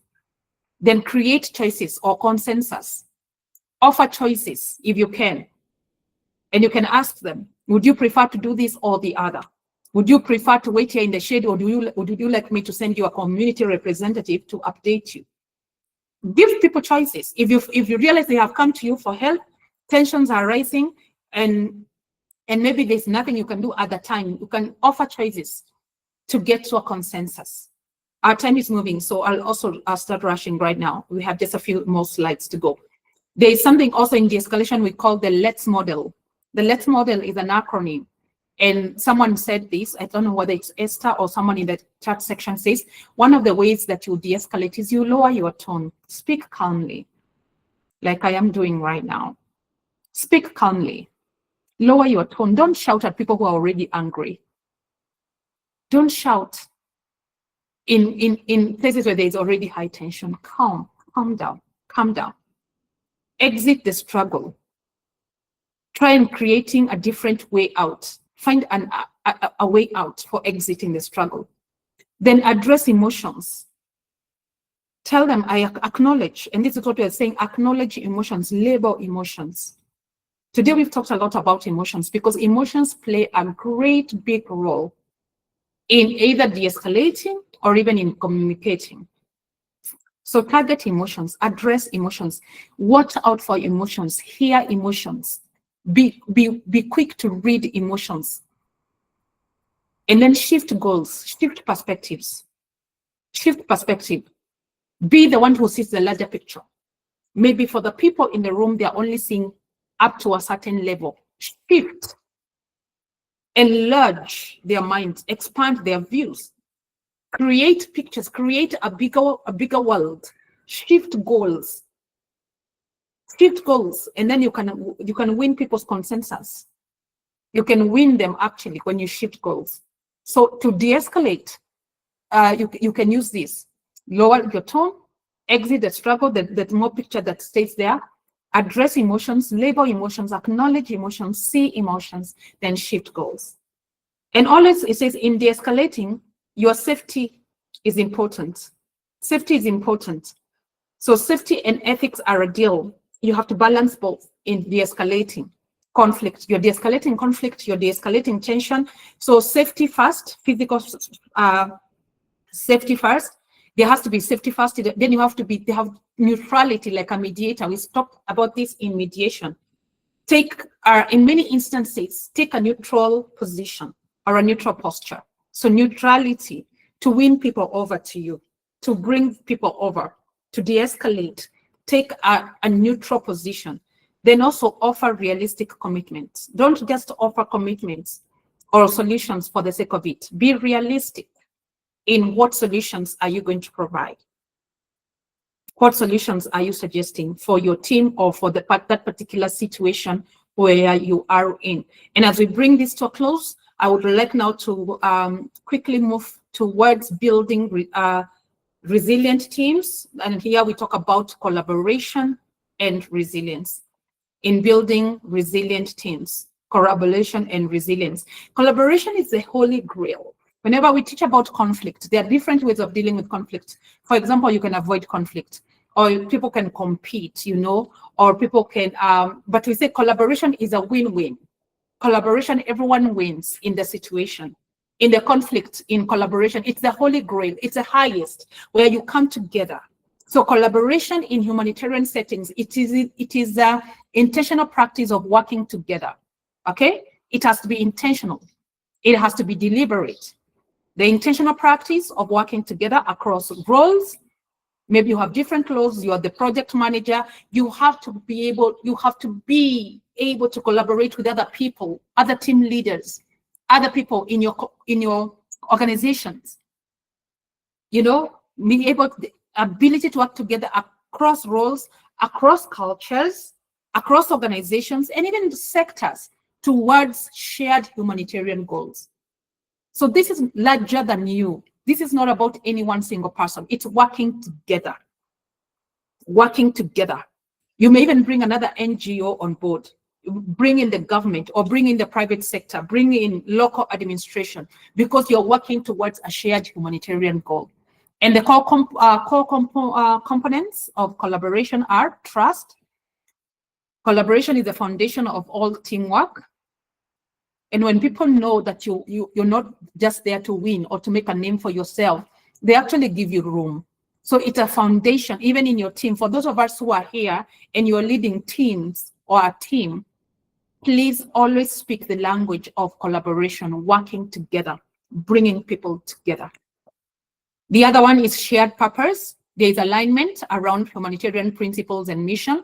This especially in areas where you have to bring other stakeholders, other actors in your environment, in your country. You maybe bring in other donors. You may be able to bring other bodies. For example, maybe the Crescent Movement or the UN or different bodies. Or you may bring in the government, for example, or the people, the local admins or the local committees, whatever it is, as long as there's alignment around humanitarian principles and missions, shared purpose is a big deal. Then communication, today we have talked communication, we have talked so much about communication. So allow me not to belabor that. And mutual respect, I also talked about respectful communication, and also joint problem solving. Face issues as a team, face issues collectively, not individually. No one person, one is too small a number to win. That's what we say. One is too small a number. So let not your individualism affect the team or affect the organization. One is too small a number. Joint problem solving always wins. At the end of the day, when people come jointly, when they come together, always wins. So resist the temptation to make it about you. Resist the temptation to be, what is it called? We call it main actor syndrome. There are people who are just main actor syndrome. Whenever they go anywhere, they want to shine. They want to make a name for themselves. You can't collaborate with such a mindset. You cannot have a main character syndrome and think people are going to support you. No. Calm down, involve other people, and face issues us together. Why does collaboration and resilience matter in humanitarian work? Why does it matter? Why are we talking about it? Humanitarian works, again, just as a recap, we work in complex, high-stress areas, high-stress environments.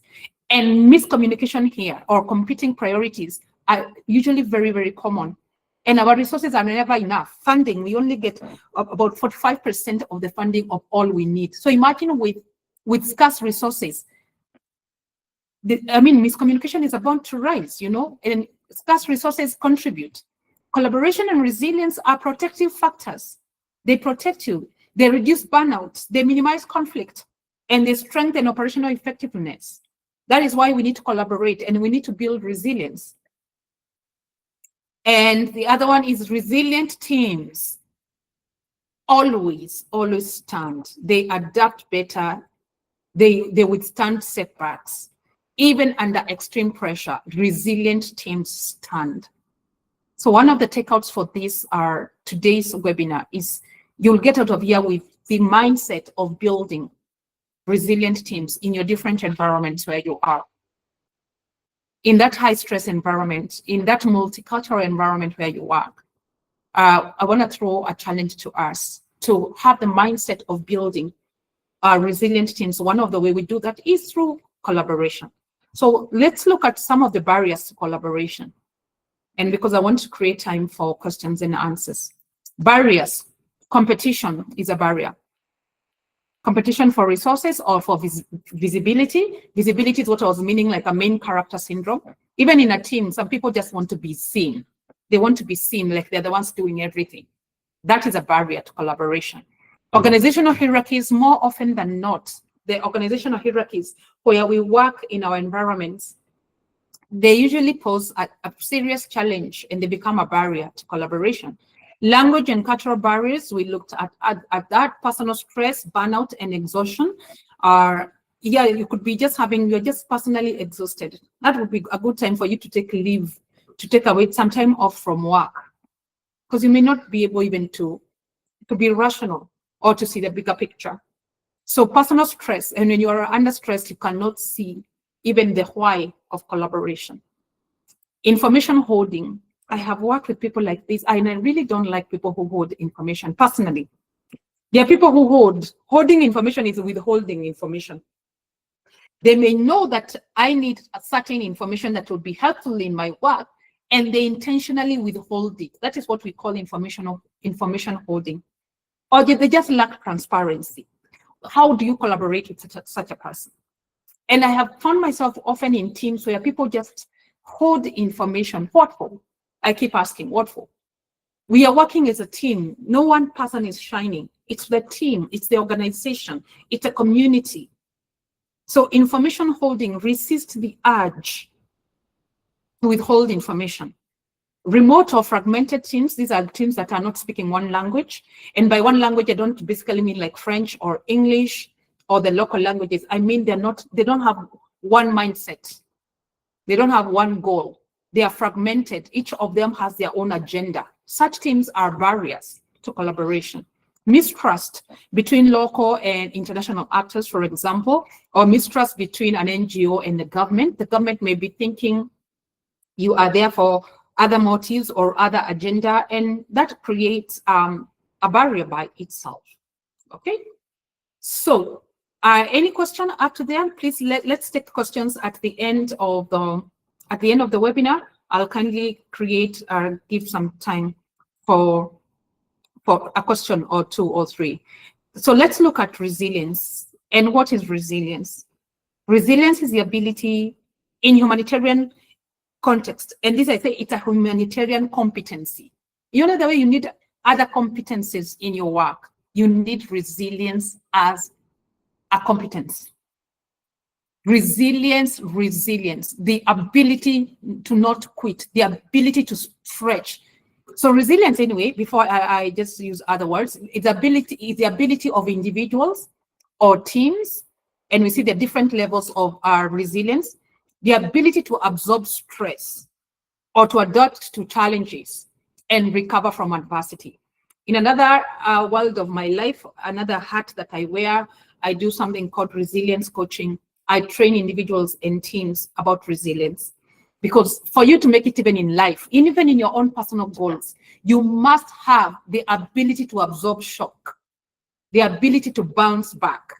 Resilience is your ability to bounce back.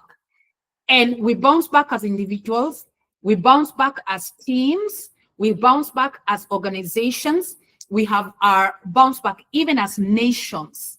Some nations are more resilient than others. The ability to withstand pressure, the ability to recover from adversity and keep going without compromising well-being or judgment, that is resilience. To make it in this life, dear ladies and gentlemen, you need to cultivate, you need to build resilience, because life happens, because change comes. The only constant in life is change. So for you not to cave in, for you not to go under because situations or environments have changed, or governments have changed, or donors have changed, your ability to absorb pressure and recover from adversity is what we refer to as resilience. And it's a life competence. And in the humanitarian, it is a humanitarian competence. So there are different levels of resilience, as I've indicated there. Individual resilience, you as a person, your team must be a resilient team, must be able to recover from adversity, from challenges, from stress, must be adaptable. Your team or your organization must be this adaptable. I usually like to illustrate this with a rubber band. Unfortunately, I don't have a rubber band here, but I have this. So assuming this is like a rubber band, it can stretch and stretch and stretch and stretch, and then still come back without breaking. That is what resilience is about. So I don't know, as you sit here as a person, are you a resilient individual? Are you a resilient worker? Are you a resilient professional? Do you overcome adversity well? Do you overcome challenges and keep going without breaking? You have to build resilience. It's that ability to keep going despite the change of environments, change of governments, change of donors, change of situations, and keep going. That is resilience. That is resilience. And all of us in this room, myself included, we must work at being resilient. So how do we link collaboration and resilience in teams? Collaborative teams that work together, usually show higher resilience because stress is shared and it's not in siloed. By siloed, I mean it's not in silos. It's not broken down. Everyone is working together. We are pulling the same direction. We are speaking the same language. Resilient individuals usually contribute to more stable, sustainable teamworks. Teams that communicate openly can anticipate and reduce conflict more effectively. And when a team trusts each other, they bounce back from crisis faster. That is the fact of life. Even when a family, a marriage, a family could go through crisis and they are able to bounce back better. All right. So we are really now towards the end, and conflict-sensitive practice, the principle of do no harm. I'm sure you know this, do no harm. Let not your actions wherever you're serving cause more harm. Okay, let it not be that you went to solve a problem, but in the process of solving a problem, you created more problems or a worse problem, or you created a crisis.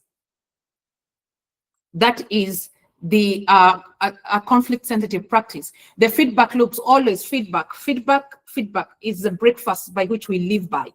Always getting feedback, and do scenario analysis. In the environments where you are in, always do an analysis, an in-depth analysis to understand the scenario better, understand the environment better, understand the people better, understand who are the players, understand what is at stake, understand what is needed. All these are conflict-sensitive practices that we as humanitarian professionals must always embody. We embody the principle of do no harm. We embody the principle of feedback. We always gathering feedback, always collecting data. Feedback is how we do our work as humanitarians. And also scenario analysis, where we work, we analyze. We analyze from different perspectives. We even stress test the different scenarios where we are at. And therefore, in closing, quickly, I say, as a humanitarian work, as in humanitarian work or workers here, the work that we do usually places us at the intersection of stress, urgency, and human complexity. That's the reality of the work that we do as humanitarian professionals. Conflict and tension, misunderstanding, these are not signs that something is wrong. These are signs that we are working. Conflict is a part of daily life. Remember, part one, we looked at conflict, it's part of our daily work. So whenever there's conflict or there's tension or there's misunderstanding, this should not be a sign for you to stop or a sign for you to quit. But these are signs that we are working in environments where the stakes are usually often incredibly high. We must not give up. We must be resilient. What matters, therefore, is not whether conflict appears, but how we show up when it does. How you show up in your work environment when conflict appears. That's what matters. You can be sure of this one thing. Conflict will always come, tension will always come, but how do you show up? How do you deal with? That's what matters. And so today, as we sat in this room, it is my hope and my prayer and my expectation that this has strengthened your capacity to show up with more clarity, to be more calm, and to be more confident in the different environments and in the work that you do. I hope that you'll take away from this room today, and that you'll be strengthened. You will not run away from conflict. You will not run away from tension when there are high tensions, but you will learn how to de-escalate. You learn how to read body language. You learn how to communicate effectively, and your work will prosper. Your work will flourish. And that now you are more confident. You are a better confident individual than the one who came to this room today. So what is my call to action for you going forward from today henceforth, or leaving this room today? This is my call to action. Building from last week where we began in understanding conflict, understanding mediation and how we negotiate. And now today we brought the human skill to it, the human perspective to that. My call to action and my challenge to us in the room today is that choose one small practical behavior from today. Maybe it will choose to become a better listener. It could be a listening habit. It could be a question or questioning techniques, or maybe a grounding technique, or a collaboration practice. And whatever you pick from this room today, apply it within your work context, or aim to apply it at least within the next 48 hours. That's my ask for us. That is my ask for all of us who sat in the room. That out of this webinar, choose even if it's one, but mostly three, not more than three. We usually say the power of three. Choose 1, 2, 3 practical things that you can do or you can apply in your context, in your work within the next 48 hours. Because why do we say that? Information becomes transformation when it is practiced. So today we were not just seeking to just pass on information. As I sat in this room today with all of you listening to me, I was not just merely passing information, but what we are seeking, and the spirit behind this webinar series, and others will come in the next year, look out for this, is that we are seeking to drive transformation. We are seeking to bring transformation to you as individuals, to the teams where you work, to the organizations where you work, and even to the environments where you work. So choose one small or three. 1, 2, 3, 3 maximum.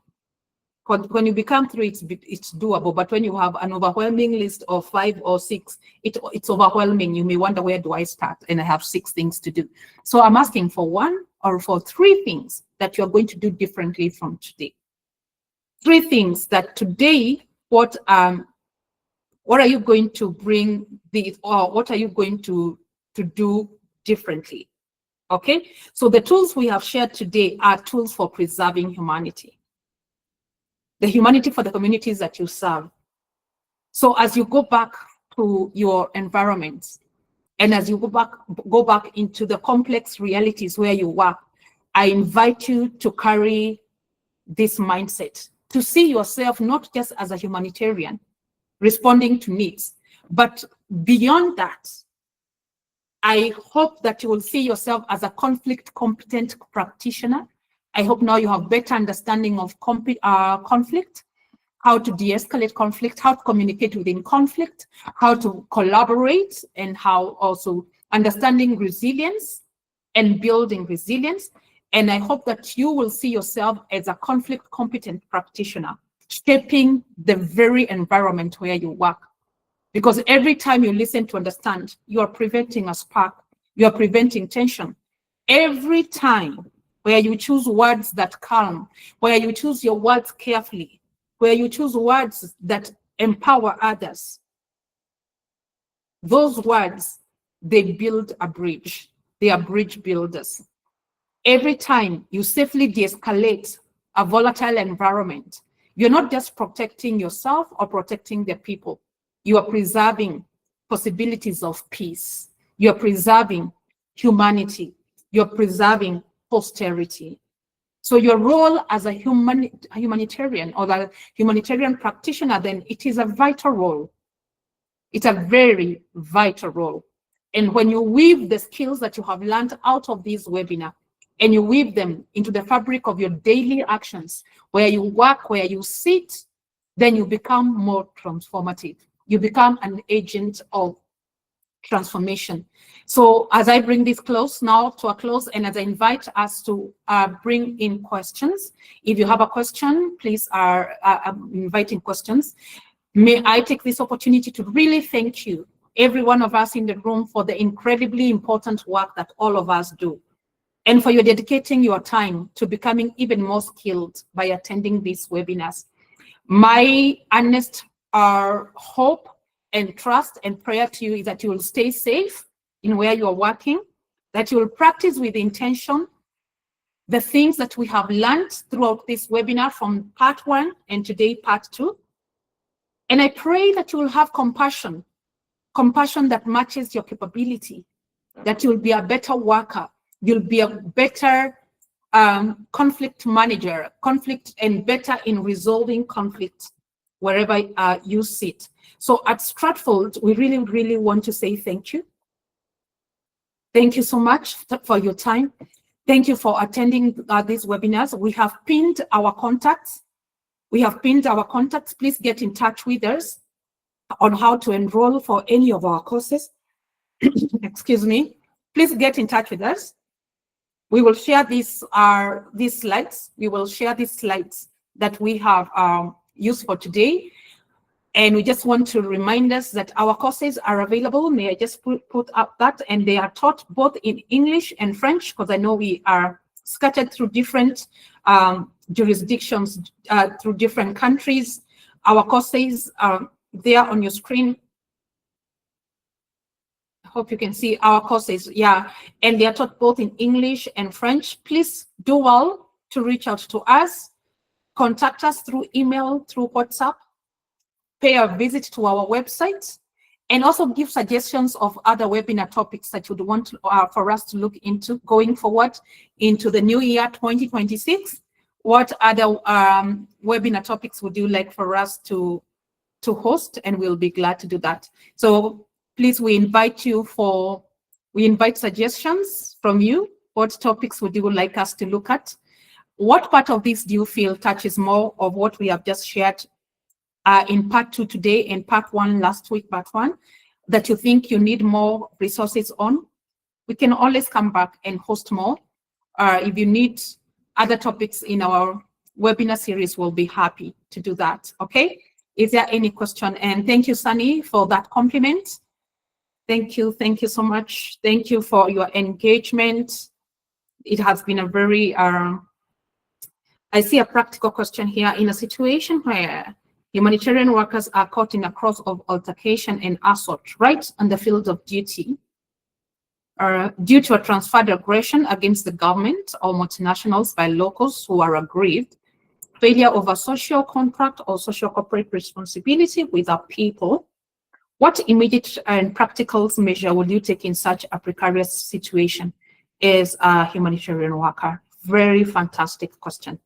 Very good question. Before I give my mind and my thoughts on that, is there anyone in the room who would like to respond to that?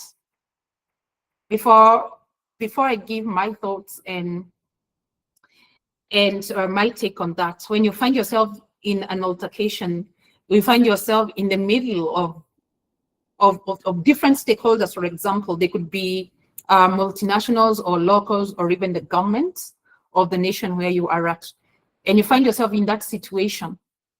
What do you do as a humanitarian worker? How would you address that? And maybe you have CSR at stake, corporate social responsibility. What do you do? How would I'm inviting people to just give in their view. What would you do? Let's respond to this question before we go. And please don't drop off the call. Let's drop to can we just respond to this person and help them out? Our colleague who is asking this question. Anyone who would like to attempt? Anyone who would like to give an attempt to this question? A very brilliant question that this is.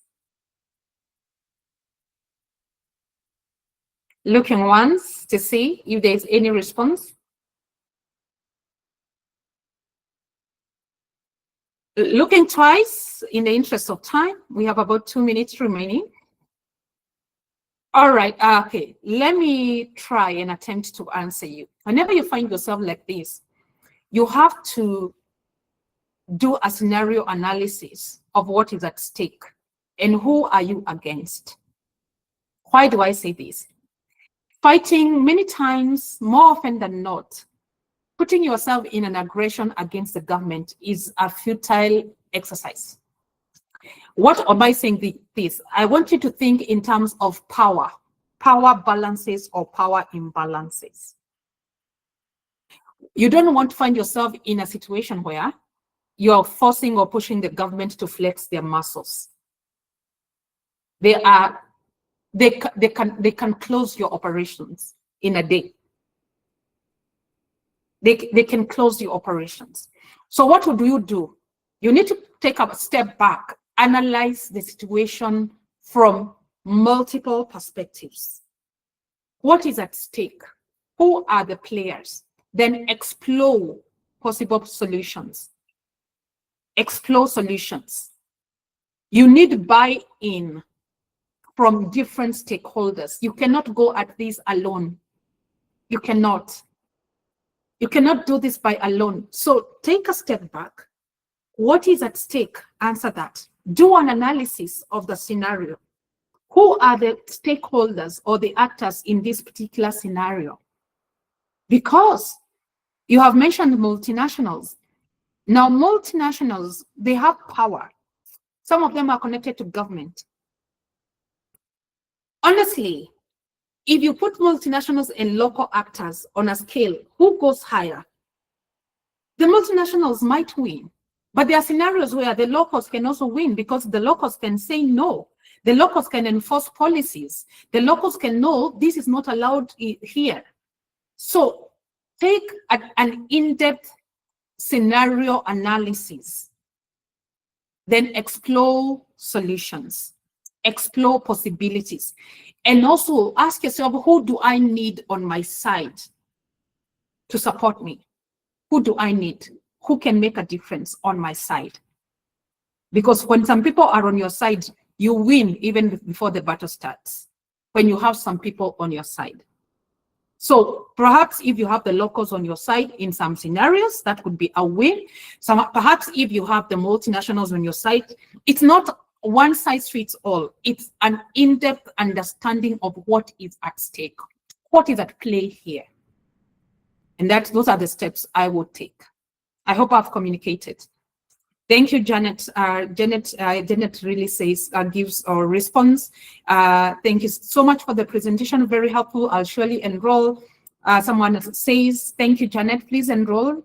Thank you very much, Madam Beth, for dedicating yourself and conducting these significant topics. And please continue bringing us in any session. Yes, surely we will do that.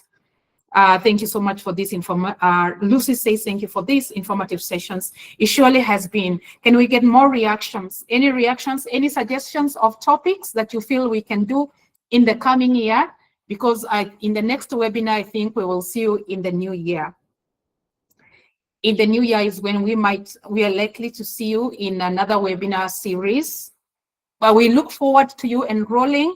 We look forward to you engaging more with us, even to outside of this webinar. We look more to you giving us feedback and just engaging with us. Again, our contacts, for those who didn't get the contacts well, let me shoot the contacts on your screen in case you missed our contacts. And there you go. Those are our contacts. Those are our contacts. Our December and January intakes are ongoing, and we invite as many of you to enroll with us in one of our courses, as we had shared, or just give us, stay in touch with us. Stay in touch with us, and then we will have a great, great new year. So from us at Stratford, may we take this opportunity, if you're in the room and you celebrate Christmas, and everyone in the room, may we say happy holidays. Happy holidays. We wish you a great 2026 ahead. We take this early opportunity to wish you a great year ahead, and say happy holidays. If you're taking time to refresh, to rejuvenate, to recalibrate with your family and your friends or your colleagues, whatever it is that you will be doing through this holiday season, we wish you well. And we definitely look forward to seeing you in the coming year. Enroll with us and keep in touch. Is there any question before we go? Thank you for the emojis. Thank you for the hearts. Thank you for the thumbs up. Thank you for the celebration emojis that I have seen. Thank you so much. This has been a great session for me too, a very engaging session. All right, we would like to bring this to a wonderful close, seeing that there are no more questions. Thank you for your time. Thank you so much for setting time aside to come and engage with us in this webinar series. Look out for what the next webinar series will be about. Bye-bye, and Happy New Year and happy holidays. See you next time.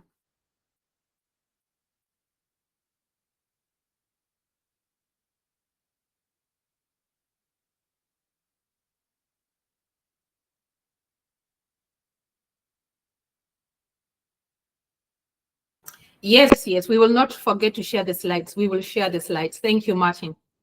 We will not forget to share the slides. Thank you for that.